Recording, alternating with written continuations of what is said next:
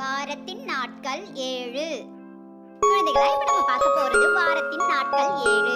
ஒரு வாரத்துல மொத்தம் எத்தனை நாட்கள் இருக்கு? 7 நாட்கள் இருக்கு.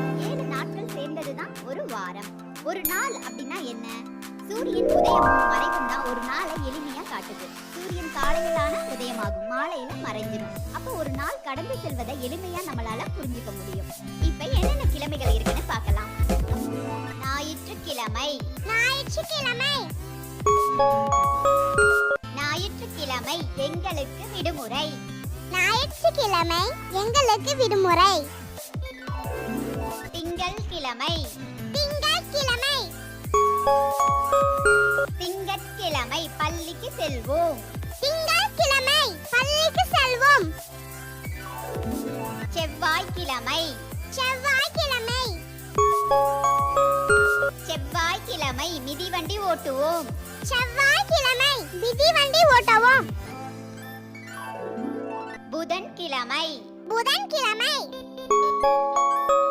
புதன்கிழமை கடற்கரைக்கு செல்வோம்.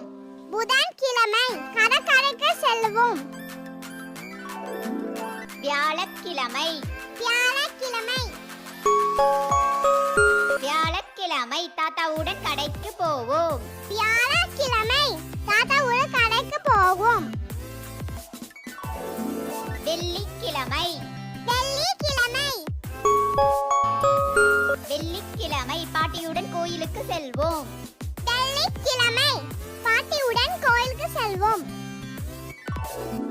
சனிக்கிழமை. சனிக்கிழமை தண்ணீரில் விளையாடுவோம். சனிக்கிழமை தண்ணீரில் விளையாடுவோம். வாரத்தின் நாட்கள் 7. ஞாயிற்றுக்கிழமை.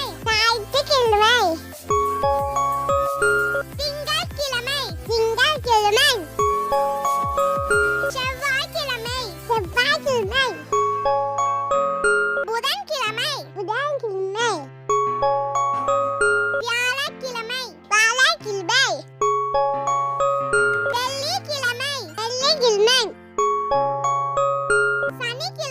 சனிக்கிழமை. இந்த வீடியோ உங்களுக்கு பிடிச்சிருந்தா லைக் பண்ணுங்க, மறக்காம சேனலை சப்ஸ்கிரைப் பண்ணிக்கோங்க. அடுத்த வீடியோல சந்திக்கலாம். டாடா, பை.